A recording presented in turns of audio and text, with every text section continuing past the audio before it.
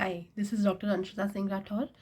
आज मैं बात करने वाली हूँ यूरिनरी ट्रैक्ट इन्फेक्शंस के बारे में। Urinary tract infections female patient सबसे ज़्यादा हमारे पास आती हैं और हर एज की फ़ीमेल्स, छोटे बच्चों से लेके बड़ी उम्र तक सभी पेशेंट्स इस बीमारी से एक बार नहीं बार बार सफ़र करती हैं।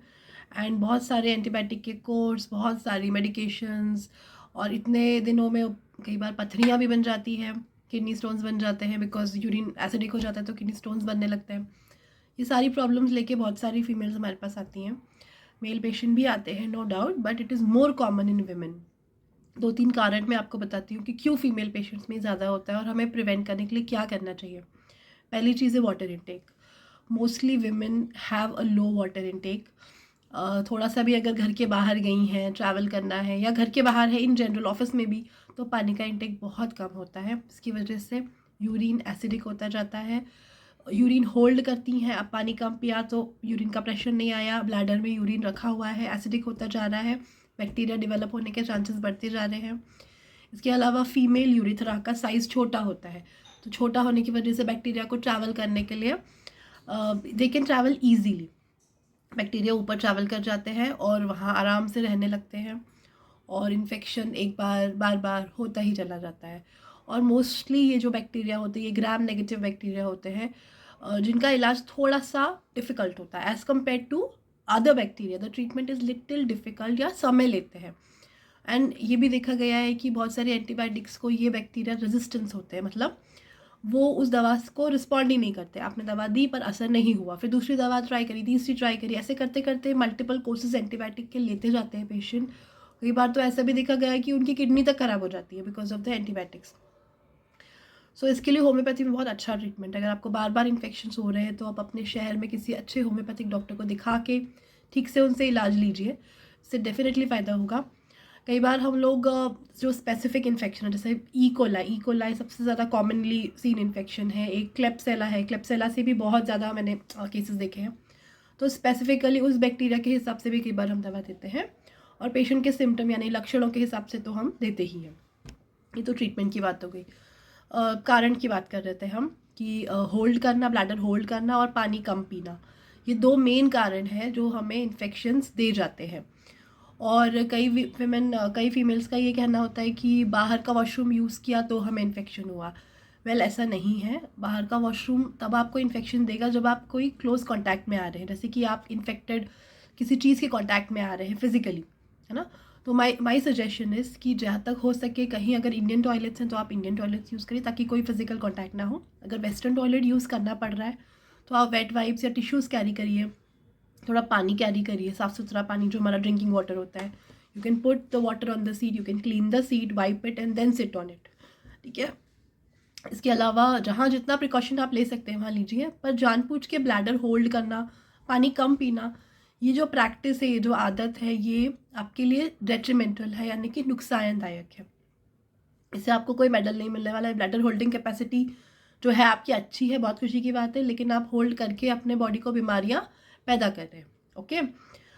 इसके अलावा वाटर इनटेक की हमने बात करी। कुछ ऐसे फ्लूइड्स हैं जो यूरिन को अल्कलाइन बनाने में मदद करते हैं, मैं आपको नाम बताती हूँ। इन चीज़ों का इनटेक आप समर सीज़न में, स्पेशली समर सीज़न में आप इंक्रीज़ करिए, जैसे कि नारियल पानी है, कोकम शरबत है। शुगर में ज़्यादा रिकमेंड नहीं करती हूँ, पर कोकम शरबत अगर कम शक्कर में है या थोड़ा सा नेचुरल जैसे बना है, शरबत जैसा नहीं है, तो आप ले सकते हैं। नॉर्मली शरबत में शुगर बहुत हाई होती है। इसके अलावा महाराष्ट्र में नीरा थोड़ा सा चलता है, ये कहीं कहीं मिल जाता है, वो ले सकते हैं। नारियल पानी आजकल हर जगह मिलता है, दैट इज़ मोस्ट रिकमेंडेड। इसके अलावा छाछ जो है वो बहुत इफ़ेक्टिव है इस चीज़ के लिए। आपको बहुत सारे मिनरल्स भी मिलते हैं उससे और बॉडी को ठंडा भी करती है। प्लस उसमें जो बैक्टीरिया होते हैं, ये जो बैक्टीरिया हैं प्रोबायोटिक की तरह काम करते हैं, जो हमारी हेल्थ के लिए अच्छे होते हैं, हमारी आंतों के लिए भी अच्छे होते हैं, इम्यूनिटी के लिए भी अच्छे होते हैं। सो छाछ है। इसके अलावा एक सीटाल सिरप आता है जो नॉर्मली डॉक्टर्स प्रिस्क्राइब करते हैं अगर यूरिन बहुत जलन हो रही है और एसिडिक यूरिन है तो। जो ये नॉर्मली सीटाल सिरप डॉक्टर्स ही प्रिस्क्राइब करते हैं और कभी कभी पेशेंट खुद भी ले लेते हैं अगर उन्हें पहले हुआ है तो उन्हें पता रहता है कि ये लेना है। इसके अलावा क्रैनबेरी सिरप भी आता है, बट मैं बाज़ार की चीज़ें ज़्यादा रिकमेंड नहीं करूँगी क्योंकि हमारे पास बहुत सारे ऑप्शन है। मैंने आपको बताया कि कोकम शरबत है, नीरा है, छाछ है, नारियल पानी, बहुत सारे ऑप्शन हैं हमारे पास। जो हम यूरिन को अल्कलाइन करने के लिए चीज़ें यूज़ कर सकते हैं। इसके अलावा पोटेशियम रिच चीज़ें जैसे कि फ्रूट्स हैं, स्पेशली बनाना, कुछ फ्रूट्स ऐसे हैं जिसमें पोटेशियम ज़्यादा होता है, जैसे पाइनएप्पल है, उसमें भी काफ़ी होता है। तो ये फ्रूट्स या इनका जूस या इनका मिल्क शेक जैसे भी आपको जमता हो या डायरेक्टली आप कंज्यूम करिए, ये चीज़ें आप ज़्यादा खाइए। इससे आपका यूरिन और बॉडी इन जनरल अल्कलाइन रहेगा, ठीक है। इसके अलावा वेजाइनल एरिया की हाइजीन, वाल्वल एरिया की हाइजीन, इसके ऊपर ध्यान देना है। हर बार यूरिनेशन के बाद वॉश करेंगे, वाइप करेंगे। अगर आप वॉश नहीं कर पा रहे हैं तो एटलीस्ट वाइप तो करना ही है। But washing it's a very Indian practice and it's a very good practice. तो आप अपने वॉशरूम में एक अलग से नैपकिन, टिश्यूज़, जो आपको कंफर्टेबल लगता है आप रखिए। बाहर जा रहे हैं तो टिश्यूज़ कैरी कर सकते हैं। टिश्यू पेपर हर जगह होता है, इवन होटल में भी जाएंगे तो वहाँ पे टिश्यूज़ तो होते ही हैं, राइट। वेट वाइप्स मैं रिकमेंड नहीं करूँगी इस चीज़ के लिए, क्योंकि उसमें थोड़ा सा अल्कोहल होता है। तो सीट वाइप करने के लिए वेट वाइप यूज़ कर सकते हैं, बॉडी को वाइप करने के लिए नॉर्मल टिश्यू यूज़ कर सकते हैं।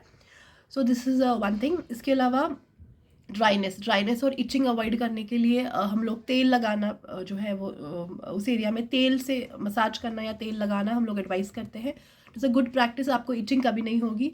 इंटीमेट एरिया हाइजीन के लिए मेरा एक ब्लॉग लिंक है, आप जाकर मेरे ब्लॉग पे देख सकते हैं, वेबसाइट पे।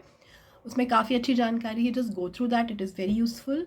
और अगेन आई वुड रिपीट कि यूरिन या ब्लैडर होल्ड करने से आपको कोई मेडल नहीं मिलने वाला है। अपनी होल्डिंग कैपेसिटी को ब्रैग कभी मत करिए, अच्छे से पानी पीजिए और अपना ब्लैडर क्लियर करिए। किडनी स्टोन के बारे में हम आगे बात करेंगे नेक्स्ट वीडियो में probably. For now goodbye, thanks, take care.